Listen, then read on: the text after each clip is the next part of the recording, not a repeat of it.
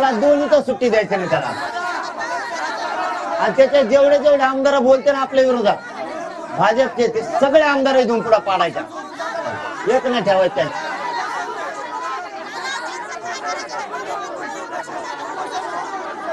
एवढ्या आत्महत्या झाल्या त्या आरक्षणासाठी. त्यांच्या घरच्याचं स्वप्न आहे आमचा जीव गेलाय, जाऊ द्या पण आरक्षण तरी मिळालं पाहिजे. भावने कोण चालणार नाही. तुम्हाला सांगतो, ज्यांचं बलिदान गेलंय ना त्यांचे कुटुंब म्हणतात आमचा जीवाचा गोळा गेलाय, जाऊ द्या पण मराठ्याला आरक्षण मिळून द्या.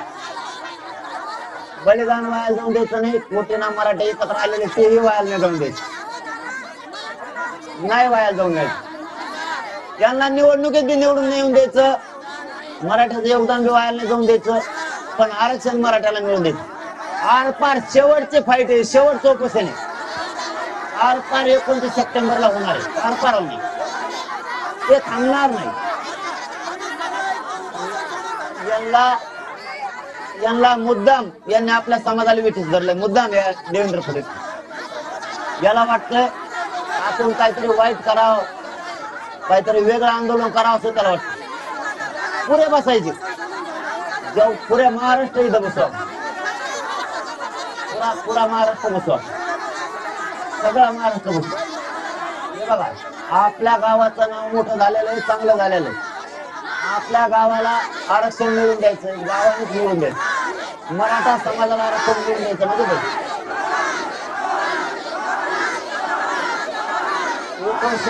29 सप्टेंबरला होणार आहे. बलिदान गेलेले कुटुंब कोटीना मराठा समाज असतं, त्या मराठा समाजाला न्याय द्यायची जबाबदारी माझी. माझा जीव या समाजासाठी गेला तरी चालतो, पण कोटीना मराठे वाचले पाहिजे. कोटीना मराठ्याचे पोर अडचणीत येत, रोज मराठ्याच्या पोराला अडचण येत आरक्षणामुळे. रोज ज्यावेळेस पोरं माझ्याकडे येतात, तुम्हाला सांगतो, तुम्ही ऐका, भावनिक नका होऊ. पोरं माझ्याकडे येतात, पोरं सांगतात आरक्षणामुळे आमचं वाटलं झालं. काही पोरं म्हणतात आरक्षण नाही आणि मी 1% झोपलो. काही पोरं म्हणतात आमचे हाल व्हायला लागले तर आरक्षण गरजेचं आहे. मराठा समाज रस्त्यावर एवढ्यासाठी की आरक्षण मिळावं म्हणून. समाजाची इच्छा पुरी करणं एक मुलगा म्हणून माझी जबाबदारी. माझी जबाबदारी आहे मराठाचा मुलगा म्हणून. मी जर मराठाला मायबाप मानतो तर मुलगा म्हणून माझी जबाबदारी त्यांची इच्छा पुरी करणं. मग माणसाला जीवनात येऊन मरण एकदा आहे, कवा ना कवा तरी आहे. माझ्या समाजासाठी माझा देह गेला तरी चालतो, पण माझे कोटी मराठी चांगले होणार.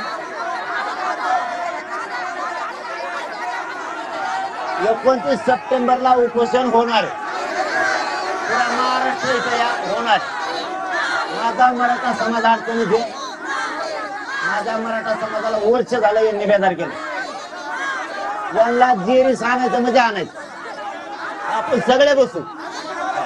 महाराष्ट्र इथं उपोषण 29 सप्टेंबरला होणार. बघा, माझ्या समाजाला किती आक्रोश आहे, त्यात तुमचे सुद्धा लेकर आहे.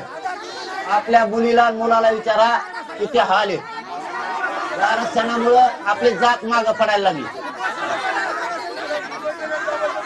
आपली जात मागं पडायला लागली आरक्षणामुळे. तुम्ही समजून घ्या.